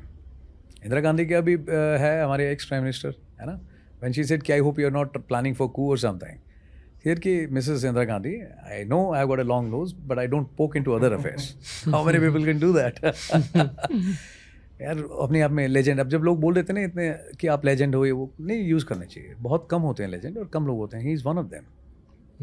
And I am fortunate कि हम लोग उनसे मिले, at least देखा, उनको सुना, you know, in person. हमारी unit वहाँ पे थी एंड वो पीओपी के लिए आए थे इसमें देहरादून में, इंडियन मिलिट्री अकेडमी में।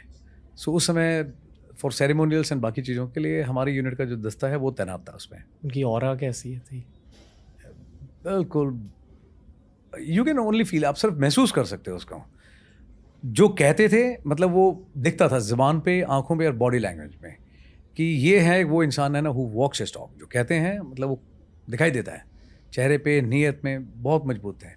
आई wish we had more like him. ऐसे लोग तो बनने बंद हो गए हैं, बट वैसे अगर 4 लोग हों तो सच में सिस्टम है ना चेंज हो जाए। कोई ऐसी चीज़ है जो शायद एक फिल्म में कैप्चर नहीं हो पाएगी उनके बारे में? मिलिट्री स्ट्रैटेजी पर्सपेक्टिव, उनका दिमाग, उनका यार ये तो उनकी जो ब्लंटनेस थी, है ना, तो कॉल स्पेड स्पेड, जो चीज़ है मुंह पे बिल्कुल मजबूती से कह देना, वो एक चीज़ है। अब आई डोंट नो कितना वो करते हैं लोगों को, इसमें कितना दिखाते हैं, बट वो एक चीज़ लेके आनी चाहिए सामने, यू नो, कि मिलिट्री कमांडर जब सोचता है, अपनी बात को महसूस करता है, तो वो इतनी मजबूती से रखता है इस तरह से। एक ये चीज़ है जो पक्का लेके आनी चाहिए। एक ये चीज़ है जिसके लिए वो जाने जाते थे इस ऑर्गेनाइजेशन में, है ना। अगर उसको सभी चीज़ों को कमर्शियल बना दोगे तो है ना वो रियल से फिर रील बन जाएगी। ये चीज़ एक है जो मुझे लगता है, आई डोंट नो, जब देखेंगे मूवी तब पता लगेगा, बट लेके आनी चाहिए पर्दे पे। आई फील कि अभी वॉर मूवीज़ का एक फेज़ आ रहा है इंडियन सिनेमा में। 1971 वॉर पर भी एक मूवी, काफ़ी सारी मूवीज़ बन रही है एक्चुअली, पर 1971 वॉर के बारे में काफ़ी सारे लोगों को पता है। इस पॉडकास्ट पर भी उस वॉर के बारे में बातें हुई है, but I would like a bit of a recap from you sir, from your eyes. जिन लोगों को 1971 वॉर के बारे में नहीं पता, थोड़ा सा ब्रीफ में समझा दीजिए, और उसके बाद long term legacy of that war ये भी जानना चाहूँगा।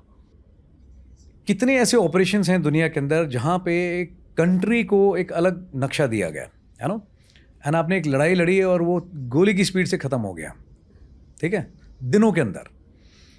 एंड आपको ताज्जुब होगा जानकर के जो पूरा ऑपरेशन प्लान है, एक टिश्यू पेपर होता है, उतने से पेपर पे बैठ करके अपना बना दिया था सर मानिक शाह ने, और ये पकड़ा दिया था कि this is the operation plan, ठीक है। बताया गया था कि भैया लड़ाई करनी है और ये इस तरह की चीज़ें हो रही है, रेफ्यूजी प्रॉब्लम, डेमोग्राफी चेंज हो रही है, बहुत सारे कारण थे, हमारे अपने रिसोर्सेज ड्रेन आउट हो रहे थे कि ये करना है। बट उस समय मना करा मिलिट्री कमांडर ने, है ना, कि ये सही समय नहीं है। क्यों? मॉनसून ज़्यादा है, बारिशें बहुत ज़्यादा हो रही हैं, लाइन ऑफ कम्युनिकेशन है नहीं वहाँ पे, ना रोड के लिहाज से और ना कम्युनिकेशन के हिसाब से। हमारे पास में उतना एमिनेशन, उतने हथियार नहीं है, टाइम लगेगा सब चीज़ें गैदर करने में, और मॉनसून में बहुत ज़्यादा दिक्कत आएगी और हम ये पक्का लड़ाई सक्सेसफुली अंजाम नहीं दे सकते हैं। लोगों को रेजिस्टेंस भी था कि अभी कर दो, लेकिन मना किया गया कि नहीं, ये सही समय नहीं है। समय बाय किया गया एंड उसके बाद में अपना प्लान किया गया, जिसके दौरान नई यूनिटें बनाई गई, कुछ यूनिटों को आपस में जोड़ा गया, कुछ हथियार हैं इम्प्रूवमेंट करे गए, ज़्यादा सप्लाई करी गई, राशन वगैरह स्टॉक किया गया, कुछ क्लोथिंग वगैरह नहीं थी, वो जो कमी पेशी थी वो पूरी करी गई, लोगों की ट्रेनिंग कराई गई, है ना। बहुत सारी लड़ाई, इट्स नॉट आसान नहीं है सिर्फ कि लड़ लेते हैं, कोई ये बॉक्सिंग का बाउट नहीं है, 2 कंट्री लड़ती हैं, दिन रात का काम है, यू नो। बहुत सारा काम हुआ उसके बाद में एंड महीनों लग गए, एंड जब सही समय आया तब बताया गया कि अब भैया हम बिगुल बजाएंगे, एंड वो इतना अच्छे से प्लान किया गया कम समय पे। क्लैरिटी ऑफ डिसीजन आप देखिए, हर एक ऑपरेशन में कोई भी हो, चाहे वो एक टैक्टिकल ऑपरेशन हो या अपना स्ट्रैटेजिक लेवल पे हो, अगर एक अच्छा हुक्म आपने दिया है, ठीक है, तो मजबूती से ग्राउंड पे काम होगा। अच्छा प्लान बनाया गया, प्लान का एग्जीक्यूशन गोली की स्पीड से किया गया, एक तरफा नहीं, 2 तरफा नहीं, 3 डायरेक्शन से हमला किया गया। आर्मी, एयरफोर्स, नेवी, तीनों ने मजबूती से मिलकर के जो जॉइंट ऑपरेशंस बोलते हैं, साइनर्जी बोलते हैं, ठीक है, फैंसी वर्ड्स नहीं है, ग्राउंड पे करके दिखाया उस जमाने में जब इतने इक्विपमेंट नहीं थी, इतनी इन्फॉर्मेशन नहीं थी, बट फिर भी तीनों फोर्सेस ने मिलकर गजब का काम किया, है ना, कि कट ऑफ कर देना, चाहे सप्लाई हो, री इन्फोर्समेंट हो, ना कराची से आएगी, ना हवा के रास्ते से आएगी, और ना ज़मीन के रास्ते से आएगी। और जब आप किसी पे 3 तरफा हमला करते हो और वो भी गोली की स्पीड से करते हो, उसमें अनकन्वेंशनल, कन्वेंशनल दोनों तरीके से करते हो, तो समझ से बाहर हो जाता है कि हो क्या रहा है हमारे साथ में, you know. And see the end result, यहाँ पे 90,000 प्लस सोल्जर्स ने सरेंडर किया।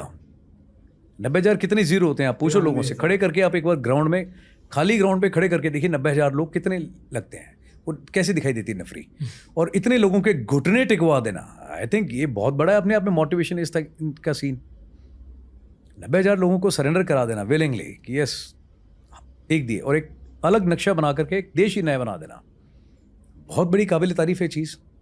ठीक है, हमारी खुद की यूनिट थी 71 में, हमारे भी उस समय CEO थे general Venugopal, that time lieutenant colonel Janu Venugopal, God bless his soul. And जब रिकॉर्ड पढ़ते हैं 71 की लड़ाई का कि यूनिट में कि ये लिखा है ऐसे ऐसे हुआ था, है ना, बैटल ऑनर, थिएटर ऑनर हमारी यूनिट को मिला, बैटल ऑफ दर्शना। एंड जब उसकी स्टोरी पढ़ते हैं कि भाई कि एक पतिराम गुरुंग थे, उन्होंने ये किया, एक LMG लेके यहाँ चले गए थे, वो चले गए थे। It is a great motivation. जब आते हैं यूनिट में तो पढ़ाया जाता है एक एक चीज़ कि आपको पता होना चाहिए कौन सा ऑपरेशन था, ये किसकी फ़ोटो है, उनको क्या अवार्ड मिला है, कहाँ पर मिला है।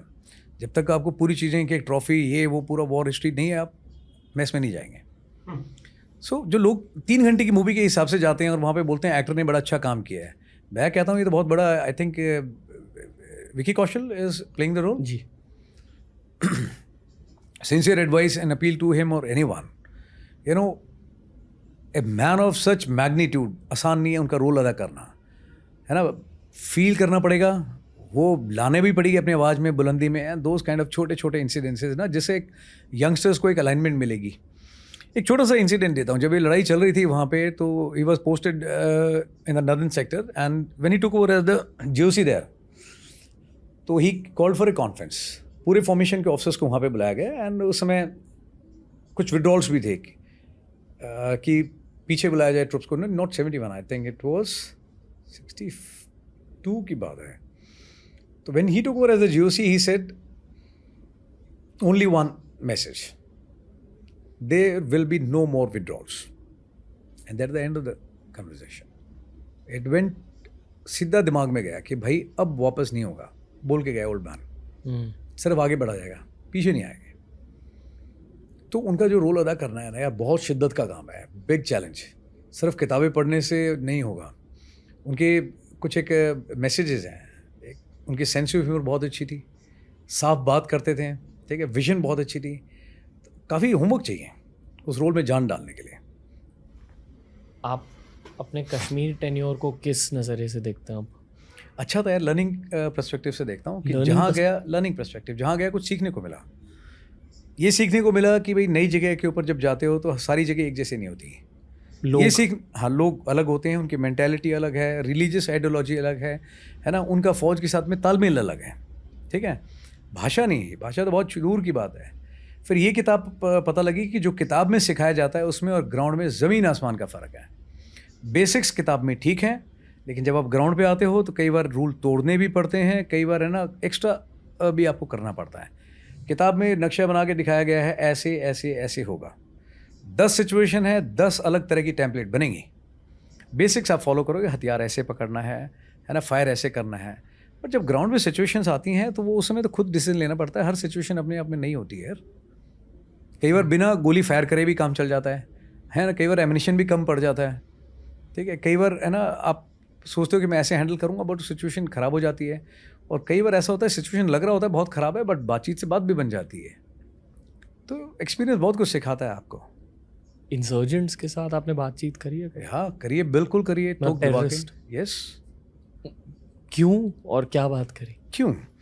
ऑब्वियसली यार, बातचीत क्या करी है, 2-3 तरीके होते हैं, लाइक है ना। जब आप किसी को पकड़ते हैं इंसिडेंट्स को, जैसे हमने एक बंदे को पकड़ा लाइव, अभी हमें उससे जानकारी तो चाहिए, बिकॉज आपने उसको पकड़ा है, आप उसको तरतीब वाइज पूरा बनाओगे, उसके वाउचर्स, डॉक्यूमेंट आप पुलिस को हैंड ओवर करेंगे। बट जायज़ सी बात है, जब आपने उसको पकड़ा है तो कुछ इन्फॉर्मेशन आपको चाहिए होगी, तभी आप फॉलो अप एक्शन कर पाएंगे। तो कई बार क्या होता है, इंटरोगेशन करते हैं, फ़ौज के अपने तरीके हैं, पूछा जाता है, पूछताछ। और कई बार है जहाँ पे मतलब बिना कुछ वो भी, आप क्या पूछते हैं उनसे, आपका इंटरेस्ट किस में होना चाहिए। अगर कोई ठीक से ट्रेनिंग करी हुई है और सिखलाई है तो वो क्या पूछेगा, वो पूछेगा आप कौन सी ऑर्गेनाइजेशन से ताल्लुक़ रखते हैं, आप कब से काम कर रहे हैं, आपने किन किन ऑपरेशंस में पार्टिसिपेट किया है, कहाँ कहाँ पे किया हुआ है, आपके कितने लोग हैं, व्हाट इज़ मोडस ऑपरेंडी, आप किस तरह से काम करते हो। आपको ये भी सही से पता करना है कि कितना सच बोल रहा है, कितना झूठ बोल रहा है। फॉल्स इन्फॉर्मेशन की बेस पे आप फॉलो अप एक्शन नहीं कर सकते। आप झूठ पकड़ सकते हैं? बिल्कुल पकड़ सकते हो। मैन मैनेजमेंट बड़ा आसान सा काम है। मैं वही बोलता हूँ ना, सच और झूठ आपके आँख में, आपकी ज़बान पे, आपकी बॉडी लैंग्वेज में और आपके चेहरे में, एक्सप्रेशन में बिल्कुल साफ साफ दिखाई देता है। सच बोलने में जोर नहीं लगता और झूठ छुपाने के लिए बहुत ताकत लगती है, ठीक है। आँखों से आप है ना सच बोलने की प्रेटेंड कर रहे हो कि मैं तो बिल्कुल सच बोल रहा हूँ, बट ज़बान साथ नहीं देगी। जबान मजबूत रखिए तो आंख पक्का नीचे दाएं बाएं ऊपर नीचे जाएगी। इसमें जोर नहीं लगता है, इसमें कोई स्पेशल ट्रेनिंग नहीं चाहिए। ग्राउंड पे अगर आपका तजर्बा ठीक है आप डेफिनेटली उस चीज़ को पकड़ लोगे। ठीक है, मैंने तो कई बार ऐसा भी देखा है जहाँ पे कोई इंटरोगेशन मार पिटाई ज़रूरत ही नहीं है। सिर्फ बंदे से पूछा 2 तरीके हैं, पहला फौजी तरीका, दूसरा एक ऑफ़र, सिगरेट पीता है, कहता है हेलो, दारू पीता है, कहता है कभी कभी, तो मैं टुडेज कभी कभी, कहता है चलेगा। अब 2, मैं देख you are being treated like a gentleman, आपने जो चीज़ मांगी सारी दे दी, तो अभी थोड़ा सा यू शुड रेसिप्रोकेट, बताओ जो हम जानना चाहते हैं, स्कोप तो है नहीं तो बता दो, ठीक ठीक कोई तकलीफ नहीं होगी, नहीं बताओगे फिर और बतेरे तरीके हैं। बंदा बताता है उसमें भी, कहता है सर ये वाली फीलिंग ज़्यादा अच्छी है, हम ऐसे बताएंगे, बता दो यार है ना, मैं तो कह रहा हूँ प्यार मोहब्बत से बात हो जाए तो वाई नॉट तो वो वाले टेररिस्ट ने क्या बोला था जिसके बारे में आप बात कर रहे थे? अच्छा, मल्टीपल है? नहीं मल्टीपल नहीं, हाँ ऐसे बहुत सारे लोग हैं, बट बताते हैं लोग ना। देखो बहुत सारी चीज़ें होती है यार, किसी को एकदम से मिलिटेंट बोलना, मिलिटेंट और इंसर्जेंट में भी फ़र्क होता है। ओके। जो JNK में है उसको हम मिलिटेंट मान के चलते हैं, जो नॉर्थ ईस्ट में है उनको हम इंसर्जेंट बोलते हैं। फ़र्क क्या होता है? बताता हूँ। एंड जो इसमें आप जाते हो आप उनको बोलते हो ये माओइस्ट हैं, छत्तीसगढ़ एंड रेड कॉरिडोर इलाका। अब सारे लोग बोलते हैं कि भाई मैं SF में जा कर के सबको मार दूंगा। उनको मैं पूछता हूँ, अच्छा यार ये बताओ मुझे इंसर्जेंट और इसमें फ़र्क क्या है, उसको पता ही नहीं है। सो जब तक ट्रेनिंग आपकी नहीं हुई, आपके खुद के कंसेप्ट क्लियर नहीं, आप किसी को भी ठोक दोगे, गलत बात है यार। पहले खुद अपना फ़र्क क्लियर करो।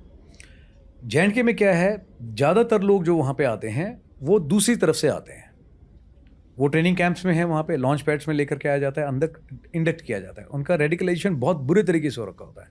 ठीक है, मुंबई तक में आकर के वो काम करके, दैट इज मिलिटेंट टेररिस्ट। एक आर्मी बन चुकी है उन लोगों की, अपना एक उनका एक साइक है, काम करने का तरीका है, वो किसी हद तक जाएगा। उसको बुजुर्ग में, लेडीज़ में, बच्चों में, सिविलियन में, इनोसेंट में, फौजी में कोई फ़र्क नहीं है। जो इजी टारगेट है, सॉफ्ट टारगेट है भाई, अपना मुद्दा हासिल करने के लिए जहाँ थोड़ी सी सेंसिटिविटी क्रिएट कर सकता है वो कुछ भी करेगा। ठीक है, ये मिलिटेंट है, टेररिस्ट। नॉर्थ ईस्ट के अंदर इंसर्जेंट है, जैसे मैंने पहले बताया था, वहाँ के लोग हैं वो इंसर्जेंट, उनको टर्म दी जाती है। इंसर्जेंट वो लोग हैं जो हमारे ही अपने हैं, हमारी ज़मीन से निकले हुए लोग हैं, बट लैक ऑफ अवेयरनेस है, किसी ने मिसगाइड किया हुआ है, यंगस्टर्स है, उसको पता नहीं है, बट अपने लोग हैं। ठीक है, बाहर से नहीं आए हुए हैं, तो हमारा भी आउटलुक उनके लिए अलग है ना। जहाँ तक हो सकता है, नागालैंड देख लीजिए आप, 2 मेजर ग्रुप थे, ठीक है, बट मेन स्ट्रीम के अंदर है। एंड व्हाट गुड डेवलपमेंट, क्या प्रॉब्लम है आज की तारीख में, बहुत अच्छा कर रहे हैं सारे। मणिपुर जैसी जगह है, इंडिया का जो सबसे अच्छा शेयर है when it comes to sports, share का शेयर रखते हैं, बट मणिपुर से हैं। अभी ड्यूरेंट कप भी वहाँ पे होने वाला है। ठीक है, मैरी कॉम एंड बतेरे एग्जाम्पल्स हैं मणिपुर जैसी जगह में, छोटी सी जगह, एक्सट्रीम कॉर्नर पे है। ठीक है, बट उन लोगों का बहुत अच्छा है, लोग पढ़े लिखे हैं, सिविलाइज्ड हैं, अवेयरनेस बहुत अच्छी है उनकी। ठीक है, बट वो अपने लोग हैं, बाहर से नहीं आए दूसरी जगह से। काम तो उनका भी तरीका गलत है करने का, बट उनका एथिकल कोड बहुत तगड़ा है। वो लेडीज़ को, बच्चों को, बुजुर्गों को, इवन जो मैंने बताया फौजी आदमी भी अगर मार्केट में खड़ा हो जाए अपनी बीवी बच्चों के साथ, माँ बाप के साथ, मैं गारंटी ले सकता हूँ इस चीज़ की नुकसान नहीं करेंगे। एटलीस्ट मेरा एक्सपीरियंस कहता है। हो सकता है कोई फौजी जिसका खराब एक्सपीरियंस बोले नहीं मैं नहीं मानता, मैं फिर भी डंके की चोट पे कहता हूँ 200% उनका एथिकल कोड बहुत अच्छा है, वो अपने लोगों को नुकसान नहीं पहुँचाती। ये फ़र्क है मेंटालिटी में बहुत बड़ा। आप देखो कितने फिदायन अटैक, सिविलियंस किसी को भी कुछ भी करते हैं, बट यहाँ पे ऐसा कभी नहीं हुआ आज तक हिस्ट्री में, ये फ़र्क है। इसीलिए जब आप देखते हो वहाँ पे तो वो हैंडल करने का तरीका भी अलग। लोग बोलते हैं आर्मी को क्यों इन्वॉल्व नहीं करते, माओइस्ट वगैरह। भाई किसी को इकोनॉमिकल डिप्रिवेशन लगता है, किसी को कोई और रीज़न है कि हम पीछे छूट गए हैं, है ना, तरीका वो भी गलत है। ठीक है, बट आपने कभी देखा है वहाँ पे आर्मी यूज़ हो रही है? नहीं हो रही है। आर्मी किस लिए यूज़ नहीं हो रही? बिकॉज हमारे अपने लोग हैं। ठीक है, एयरफोर्स है, यूज़ क्यों नहीं कर रहे? भाई क्यों करनी है, हमारे अपने लोग हैं। हमारा आइडिया है कि उनको मेन स्ट्रीम में लेकर के आया जाए, एक अच्छी सोसाइटी, एक अच्छा समाज बनाया जाए। मैं तो कह रहा हूँ कि आप आओ भैया, फौज के अंदर भर्ती हो, क्यों नहीं होते आप आकर के? हर घर से एक फौजी आदमी ऐसी जगह से लेकर के आओ तो वैसी प्रॉब्लम खत्म है ना। बट कईयों को लगता नहीं बस मैं ठोक दूंगा तो मैंने साफ कर दिया, ऐसा नहीं होता। मारने में उतना मज़ा नहीं है यार, चीज़ों को ठीक करने में, रिजॉल्व करने में ज़्यादा ताकत लगती है। सो इंसर्जेंसी, टेररिज्म, माओइज्म, फ़र्क है तीनों में। सर वैसे आपके साथ बहुत सारी बातें करनी है जो हम शायद ऑफ द रिकॉर्ड भी करेंगे, पर मैं ये जानना चाहूँगा कि अब आपके दिल में, आपके दिमाग में क्या हो रहा है? How do you look back at your military tenure? आप एक वेटरन बन चुके हो अभी, वेटरन शब्द का मतलब क्या होता है पहले तो? यार वेटरन कुछ नहीं है, वहम है ना, लोग कहते हैं वेटरन है। मैं हमेशा कहता हूँ देखो अब इतनी सर्विस हो गई है एंड अगर अपना काम शिद्दत से किया हो ना तो वो स्टेज आ गई जहाँ पे मतलब मैं ज़रूर फौज से बाहर आया बट मेरे अंदर से फौज तो नहीं निकाल सकता। आई चैलेंज है मैं और ज़्यादा मजबूत हुआ हूँ एज ए फौजी ना। आई ऑल्सो या प्लीज़। नहीं, आई फील कि एक फौजी की लाइफ में बहुत सारे न्यू स्किल्स के एडिशंस हो जाते हैं, तो by the end of your tenure आपके पास इतने सारे स्किल्स होते हैं कि मैंने हमेशा जब मैं फौजी से मिलता हूँ they always thinking of something very new, very creative, तो although skills get into some sort of cocktail और उनकी सेकंड इनिंग्स में वो सारे स्किल्स काम आते हैं। तो आपकी सेकंड इनिंग्स के बारे में भी पूछना चाहूँगा। रणवीर जब मैं बाहर आया था ना वापस, सो लोगों ने मुझे बोला कि सर IIM इस पे कोर्स कर लो, है ना यार। उसके बाद में मैं कॉर्पोरेट सेक्टर में नहीं करना। देन उसके बाद में कॉर्पोरेट में कई ऑफर्स भी आए, मैंने मना कर दिया। मैं किसी के अंडर यार काम नहीं करना, जो काम करना है खुद अपनी खुशी से करूँगा अपने तरीके से। एंड देन उसके बाद में कुछ बड़े ब्रांड्स भी हैं जिन्होंने अपना दिया कि आप हमारे साथ आके काम कर लीजिए and they were offering good amount of money. बड़े ब्रांड्स, बड़े biggest brands but that comes to your mind okay, with regards to project of SSB and everything. अच्छा। बट आई रियलाइज कि जिस आदमी ने फौज में कभी ना आसपास नहीं गया, ठीक है, उनके खानदान से कभी कोई नहीं गया, वो भी आज उस्ताद बने हुए हैं, ठीक है, वो आपको फौज के बारे में बताता है। एंड जस्ट बिकॉज लोगों को ना नाम लगता है कि भाई बड़ा है, ब्रांड है, कि हमारे लिए कुछ अच्छा करेगा, बच्चे उस उम्मीद में जाते हैं। तो वो जितनी चीज़ बताते हैं उनका कंट्रीब्यूशन उनको रिजेक्ट कराने में ज़्यादा है, सेलेक्ट कराने में तो ना बराबर है। एंड बिजनेस और स्कैम के तौर पे इतना ज़्यादा है, एक इंडस्ट्री में एक वो बन गया है, मतलब इतने लोग हैं जितनी मतलब ज़रूरत नहीं उससे ज़्यादा उस्ताद है मार्केट में। सो मैंने नोटिस किया एंड मुझे लगा कि ये मैं अच्छा कर सकता हूँ। सो वो मेरे दिमाग में था। एंड फिर मैंने एक स्टूडेंट उठाया पहला, जो कभी नहीं गया था, बहुत सालों से ट्राई कर रहा था। वो मेरा पहला स्टूडेंट है, Raghavendra Sharma. And he had also conveyed his love and hello to you. वो कहता है वो मेरे पास आया 7 दिन के लिए, मैंने उस पर काम करना शुरू किया था। एंड आई सेड, मैंने कहा देखते हैं क्या नतीजा निकलता है। And first time he could अपना cross that line for the screening in. And उसके बाद में बच्चे बढ़ते गए 1 2 3 करके। बट मैंने ये जो काम शुरू किया था, लोग कहते हैं 14 दिन की ट्रेनिंग देंगे SSB के लिए। This is what I basically do and they tell only about the SSB for 14 days. मैं 14 दिन में, लोग कहते हैं OLQs डेवलप करेंगे, ऑफिसर लाइक क्वालिटी। ऐसा कोई शब्द मैं मानता ही नहीं, officer like quality. I have seen your house, I have seen your team work, ठीक है। इट इज़ नॉट ओनली कि आपने यूनिफॉर्म लगाई है तो आप में ऑटोमेटिकली वो इंजेक्शन लग गया, ऑफिसर लाइक क्वालिटीज आएंगी। It is with in you and your team, your father, ठीक है। सो मेनी पीपल यार, आप अपने फादर में ढूंढोगे आपको 14 की बजाय 30 मिलेंगी क्वालिटीज़, यू नो। बट हर आदमी ये दावा ठोकता है कि 14 दिन में हम आपको ऑफिसर लाइक क्वालिटीज़ बनाएंगे। मैं उनको कहता हूँ 14 दिन में कुछ नहीं होता, पहली चीज़। दूसरी चीज़ें मैं कहता हूँ 1 साल भी लग सकता है। किसी का बैकग्राउंड कम है, किसी को भाषा नहीं आती है, किसी को डर ज़्यादा लगता है। मैं अपनी हैबिट्स ठीक करो, अपना रूटीन ठीक करो एंड ओवरऑल है ना पर्सनालिटी जो अपनी है, जो आपको कमी पेशी लगती है, एरिया फॉर इम्प्रूवमेंट, हम उस पर काम करेंगे। किसी में कम समय लगता है, किसी में ज़्यादा।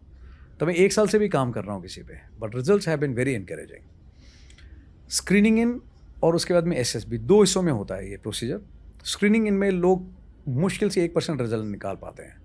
मैं छाती ठोक करके कहता हूँ कि मेरा 99% रिजल्ट है। जो आदमी गया वापस नहीं आया, मैं बेटा तू अंदर तो जाएगा। आज भी आपके सामने 2 कॉल आए थे, बोथ आर इन। वापस नहीं आओगे, अगर मैंने अपना काम ठीक किया ना, यू आर गोइंग इनसाइड। बाकी अगली लास्ट 100 मीटर लड़ाई वो खुद करोगे। तो this is what I do. But मैं सिर्फ 14 दिन की ट्रेनिंग नहीं करता, ठीक है। 1 साल भी काम करना पड़ता, मैं करता हूँ। मैं अपना क्या कहते हैं, इसके सिवाय और जो चीज़ें हैं, जैसे 105 kg का आदमी आ रहा है, 105 kg का आदमी, यू टेल मी यार, आप बताओ मुझे कि वो कैसे करेगा ऑब्स्टेकल्स। वो देखने के साथ साथ रिजेक्ट हो जाना है उसने। So my endeavour is whether he tell me और not, but I work upon him. उसको 60 kg भी लाना मेरी जिम्मेदारी है। अभी मुझे एटलीस्ट इतना पता है कि मेरे जो बच्चे हैं उनके पेरेंट्स जब वो मेरे को फ़ोन करते हैं, मिलने के लिए आते हैं ना, कहते सर ये आदमी कभी 9 बजे से पहले नहीं उठता था, अभी ये 4:30-5 बजे पक्का उठता है, दौड़ के आता है। He lost lot of weight, habits इसकी बहुत इंप्रूव हुई है। पहले दिन भर फ़ोन यूज़ करता था, अभी फ़ोन मुझे खुद जमा करता है कि मम्मी आप फ़ोन रख लीजिए, मुझे 1 घंटे के लिए शाम को चाहिए होगा। वो मदर खुद पूछने की बेटा आप फ़ोन ले लो। कहते पहले हमारे साथ कभी इसने खाना नहीं खाया, अभी हमारे साथ बैठ के खाना पक्का खाता है। पहले अपने कपड़े भी ऑर्गेनाइज नहीं रखता था, अभी अपने कमरे में झाड़ू पोछा खुद लगाता है। Sir I am so happy to see this changes in my this thing. अगर किसी वजह से नहीं हुआ, कहते हैं कि इसका नहीं हो पाया, बट ये फिर भी इसका confidence level is amazing. I am so proud of him as a mother. So मेरे को बड़ा सेटिस्फैक्शन मिलता है यार। एंड ये बैच हैं, आज नया बैच शुरू हो रहा है। I don't believe in figures and batches. I start with the magical figure of 1। 1 से शुरुआत की थी एंड अभी दुनिया भर के बच्चे हैं। ठीक है, बट मज़ा आता है, ऐसा लगता है मेरी अपनी फैमिली है। एंड मैं हमेशा कहता हूँ ना कि पहले एक बेटी चाहिए थी हमेशा। Why? Because I always wanted a replica of my girl, my wife Priyanka, कि ऐसी होनी चाहिए एक बच्ची, है ना। And then Kartikeya our son, he landed up. But अभी जब से ये शुरू किया है ना, तो मैं हमेशा कहता हूँ his plans are so good. एक बेटी मांगी थी, है ना, बट बेटा दिया उसने, ठीक है, it was a happy and healthy child, उतना ही चाहिए था। बट अब जब देखता हूँ ना यार, इतनी सारी बेटियाँ ना, कोई हद नहीं है। एक की बजाय he has been very very large hearted, बहुत सारी दे दी अभी। तो this is what I am doing, but मैं ओवरऑल उस पर काम करता हूँ कि कॉन्फिडेंस भी होना चाहिए। कई बच्चे ऐसे हैं जो 12वीं के हैं, 10वीं के हैं, है ना, अपना ट्रेनिंग के लिए कोई आता है एंड वो कहता है मैं बड़ा गरीब हूँ। मैंने भाई I don't believe in this word गरीब शरीफ। काबिलियत के आधार पे बात करो, ये बोलो कि सर कुछ करना चाहता हूँ, मैं सिखा दूंगा। मेरे ऐसे स्टूडेंट्स हैं जो रोड सीट पे बैठ के पढ़ा हुआ है, एक ऐसा है जिसके फादर चौकीदार हैं, ठीक है, 20,000 रुपये कमाते हैं और ब्रदर को कोई प्रॉब्लम है और वो 15,000 का इंजेक्शन लगता है। इमेजिन 4 लोगों की फैमिली दिल्ली जैसी जगह में, कैसे आप चलाओगे खर्चा 5,000 में? मैं पैसे क्यों नहीं कमाता? कैसे, मैं तो 12th में पढ़ता हूँ। मैं तो किसने बोला 12th वाले पैसे नहीं कमाते हैं? तरीका मैं बता दूंगा, कर लें। तो उसने किया यार। कहता कैसे करूँगा मैं? उनको बताओ, सर्टिफिकेट निकालो, प्रिंट आउट, बोलो कि सर मैंने एनडी पहली बार में क्लियर किया, ये मेरे नंबर हैं 12th के, आप देखिए मैं अच्छे से पढ़ाऊँगा आंटी, एंड यहाँ रहता हूँ, मेरा ये नाम है एंड मैं इतनी फ़ीस लूँगा। तो मैं तो अपने भाई का इंजेक्शन का खर्चा उठा ले, 15,000 का इंजेक्शन तू लगवा दे, मेरी तरफ से फ़ीस माफ़ है, मैं फ्री में पढ़ाऊँगा। बट वो कर रहा है बच्चा अपने भाई के लिए। और ऐसे बहुत सारे एग्जाम्पल्स हैं यार, जो इतने हम्बल बैकग्राउंड से आते हैं, बट अगर आप उनको देखोगे ना, वो चलती फिरती अपने आप में मोटिवेशन है। अब उन बच्चों को देख करके ना 15 लोग और मोटिवेट होते हैं, सर अगर ये कर सकता है तो मैं भी करूँगा। सो this is what I am doing यार। और मुझे लगता है ना, इन्वेस्टमेंट लोगों पे काम करने में, बच्चों पे काम करने में जोर लगता है ना। अभी कोई मेरे को पूछता सर आप वहाँ सेंटर में थे, आप पहले एसेसर थे? मैं नहीं, मैं बेहतर काम कर रहा था, I had better things at hand. I feel कि ये आपकी लाइफ का एक पेइंग इट फॉरवर्ड जोन है। यस यार, लगता है मुझे ना कि पास ऑन करके जाऊँ कल को, है ना। अगर भैया आंख बंद करो तो एटलीस्ट 4 लोग होने चाहिए रोने वाले ना, कि यार ये आदमी ठीक था। अरे सीरियसली यार, आई थिंक आपने हमें शायद हमारे जर्नी के 2 सबसे ज़्यादा एपिक पॉडकास्ट दिए, लाइक नहीं सीरियसली ये I mean, and we talk to all sorts of people, we talk to all sorts of perspectives. पर जो चीज़ें आपने आज कही है, it's a sign of a well lived, well experienced life. That's what I will say. I am happy, thankful to God यार, जो दिया ऊपर वाले ने वो फालतू है। एंड बहुत लोग हैं यार, अभी एक बच्चा जो है इसने कभी लाइफ में ट्राई नहीं किया, उसने किया एंड उसने ये बोला मेरे को, रणवीर आके कहता सर सिर्फ एक चीज़ है आपसे रिक्वेस्ट। में क्या सर मैं आपको हक करना चाहता हूँ। यार मतलब बहुत बड़ी बात है मेरे लिए यार। एक छोटा एग्जांपल दूँ इफ़ यू परमिट? श्योर। एक बच्चा है जो जवान के लिए अपना तैयारी कर रहा था for the air force, X and Y category, Haryana से आता है। वहाँ पे बहुत बड़ा वाटरलू है कि इंग्लिश कैसे बोलेंगे।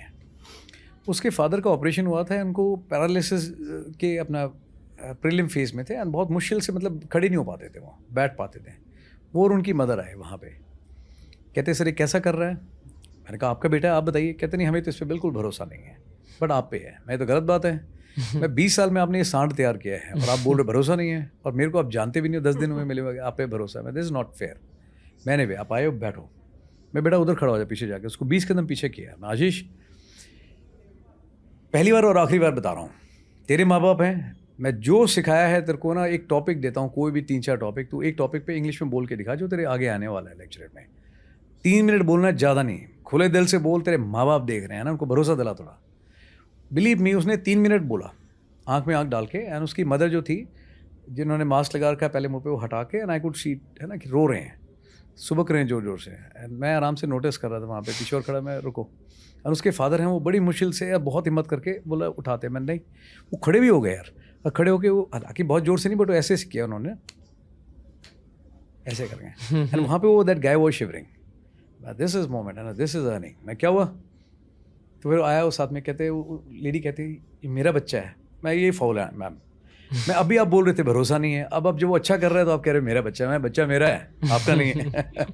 और मैं आप कहते सर कितना अच्छा बोला मेरे बच्चे ने, इसलिए कुछ करेगा लाइफ में।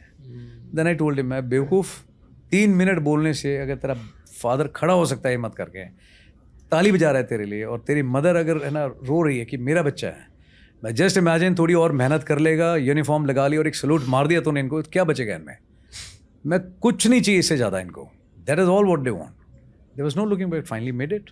काम होता है यार, एक सेंसिटिव कॉर्ड है ना, किसी को अगर एहसास करा दो, कईयों को मेरे को मतलब बहुत सॉलिड बजाता हूँ मैं उनको, पहले डे फर्स्ट शो, वो कभी सोच के नहीं आता कि यार मेरा मतलब चीरे रन हो जाएगा, बट हो जाता है कईयों का।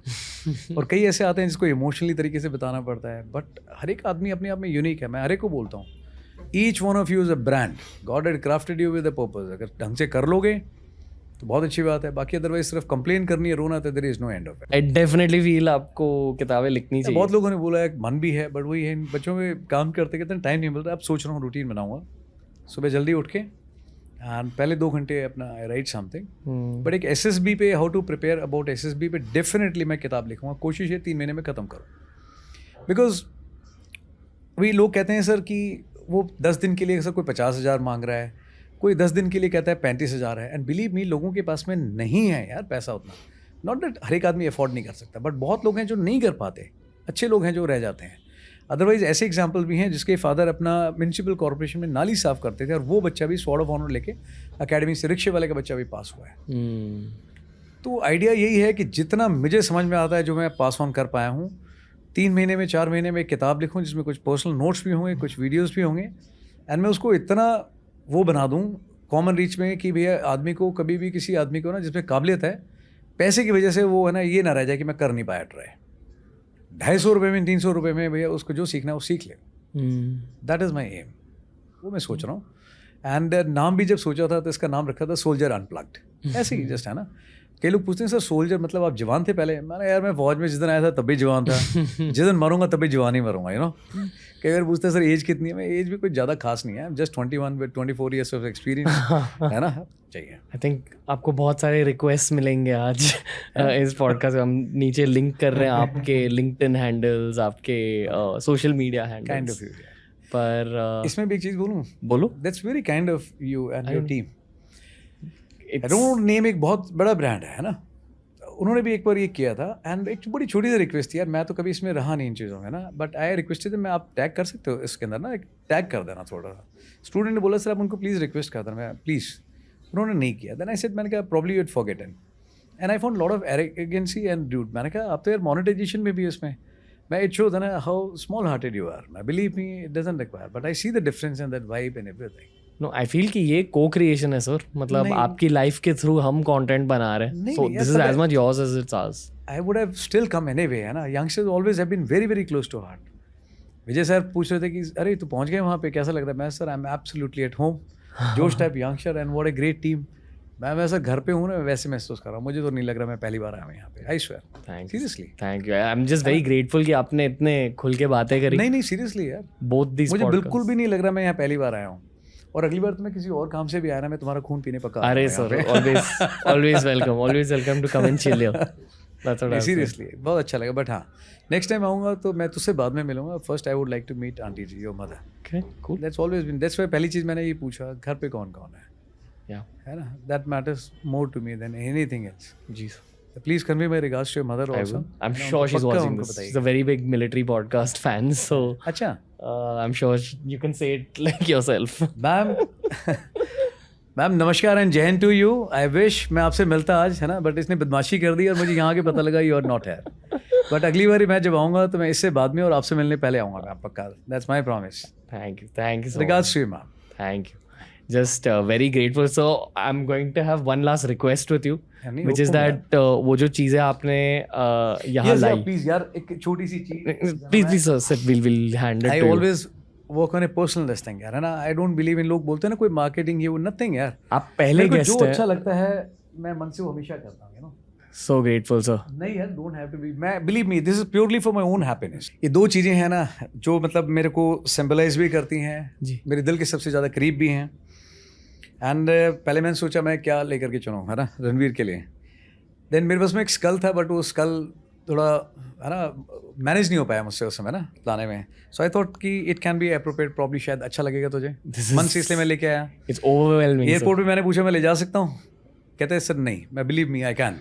And then finally I bought it. So this is just to remind you, this is insignia of army. I have not put it crest of the unit intentionally. This you can place it on the maroon beret, and this is for you. Thank you sir. This is a weapon of Gurkhas, kukri. A small thing. Kukri comes in different shape and sizes. जी. Ranveer, and ये जो इसकी shape दी जाती है ना, it is with a particular reason. ये cut भी जो होता है ना, this is also with a purpose. When you slay someone and a operational this thing, तो blood यहाँ तक आकर के drips down so that है ना, it doesn't spoil your hand. So there is a reason, purpose to this. ठीक है. And इसमें दो छोटी छोटी ये भी हैं, कई लोगों को पता ही नहीं होता, they think it is ceremonial, but if there is some smart man like you and me, then My I know how God. to use it, and you can use this also. Wow. ठीक है. And this is to place inside the belt, so you can always place it here. It is with Overwhelmed, this sir. purpose. Overwhelmed. No, believe me, it is purely for my own happiness and for you. God bless. Thank you sir. I hope जो इस podcast को audio platforms पर सुन रहे, please YouTube video देखिए to understand what these gifts are. अरे नहीं, thank you sir. I am like थोड़ा अभी स्पीचलेस. मैं कुछ सीख के जा रहा हूँ आप लोगों से. अब इतना सब कुछ तो मुझे नहीं आता, बट हाँ, कई बार कोई बोलता है सर लाइट ये वो, मैंने कहा यार मैं सर बोल सकता हूँ, है ना, उतना ही आता है. तो यूट्यूब चैनल पे सोल्जर अनप्लग शुरू किया था, बट वो 2 महीने हो गए हैं, मैं उस पर कुछ काम ही नहीं कर पाया. But I am highly motivated आप लोगों को देख करके. मैं जाने के बाद में not with this quality, but मैं पक्का उसको रूटीन बनाऊंगा कि time to time I get connected to people and youngsters, and मैं उसको एक शेप दूंगा. सोल्जर अनप्लग जो चैनल है यूट्यूब पे, I think you will be a I'm not even fantastic getting podcaster sir. कोशिश करूंगा यार, सीख के जा रहा हूँ कुछ आप लोगों से. Yes. हाँ, और जहाँ दिक्कत आएगी वहाँ हक के साथ फ़ोन करके बताऊंगा, बॉस अरे, बताओ आप always. लोग क्या करना है ना. Always, sir. Always, sir. Again, speechless. I don't know what to say, but I hope even we have been some part of your journey, sir. Yes, Like, inseparable part of this. while we've spoken a lot about the Indian military, these episodes have been about you. मतलब ये आपके बारे में. And नहीं है मेरे बारे में तो क्या है, it just about us. I feel कि इंटरनेट ने आपको जस्ट अभी जानने की शुरुआत की है. So there's a lot more you have to give even the internet. And looking forward to it, sir. That's all I'll say. Thank you so much, Ranveer. It has been great pleasure and honor Thank you, sir. being here. Thanks. Salute to you, sir. Thank you for your Kind of service. you, sir. And Jai Kind Hind. of you. Jai Hind to you. God bless. Okay, that's it. यार Nikhil, thank you so much for suggesting such a beautiful video. मैं पूरे podcast के दरमियान एक शब्द नहीं बोला शायद, है ना, इतना खूबसूरत था, इतना स्पेल बाउंडेड था. और मैं अगर इतनी जगह पे मैं इमोशनल हुआ ना कि अगर मैं बोलता ना तो शायद मैं आंसू निकाल देता. तो मैंने सोचा कि नहीं बोलते हैं, ठीक है. और इतना खूबसूरत चल रहा हो तो इंटरप्ट करना भी बहुत मज़ा नहीं आता. I don't know. There are lots of takeaways in this podcast. इतनी सारी चीज़ों के बारे में पता चला, है ना. मिलिटेंट इंसर्जेंट्स, है ना, माओज जो हैं, उन सबके डेफिनेशंस कहते हैं या फिर उनके काम करने के तरीके को कहें कि they discuss lots of thing. Starting बहुत फनी तरीके से हुआ. He started from the field marshal Manik Shaw. उसके बाद ठंड से उसने शुरू किया कि कहाँ पे आपको बहुत ज़्यादा ठंड लगी, और वहाँ से जो इंसिडेंट्स, उनके एनेक्डोट्स उन्होंने शेयर करने शुरू किया राजीव सर ने. उसके बाद धीरे धीरे वो इतना इंटेंस होता चला गया, है ना, कि अमेजिंग था यार. थैंक यू सो मच यार. मैं स्पीचलेस हूँ. और ये 1 घंटे से ऊपर का वीडियो है, लेकिन आप यकीन करें कब ख़त्म हो गया मुझे पता नहीं चला. और मुझे नहीं पता यार. आई मीन ये जो इसका रणवीर का जो इंग्लिश पॉडकास्ट है ना राजीव सर के साथ, आई थिंक मैं वो भी देखने वाला हूँ. और उसको भी एक बार दोबारा, मुझे पता है आप देख चुके हैं, आपने मुझे सजेस्ट किया है ना. आप में से बहुत सारे लोगों ने देखा है, और जिन्होंने नहीं देखा है वो मुझसे मेरे साथ दोबारा देख रहे हैं. मतलब जिन्होंने देखा है वो मेरे साथ दोबारा देख रहे हैं, और जिन्होंने नहीं देखा है, जो पहली बार देख रहे हैं, तो आप प्लीज़, मैं ओरिजिनल वीडियो का लिंक दे रहा हूँ यहाँ पे. आप रणवीर को तो सपोर्ट करिए हैं, साथ ही साथ राजीव सर के भी लिंक्स जो हैं, सोशल मीडिया हैंडल्स जो हैं, रणवीर ने अपने इस वीडियो के डिस्क्रिप्शन में डाले हुए हैं. तो you can go there and support Rajiv sir also. Thank you so much for watching this video with me.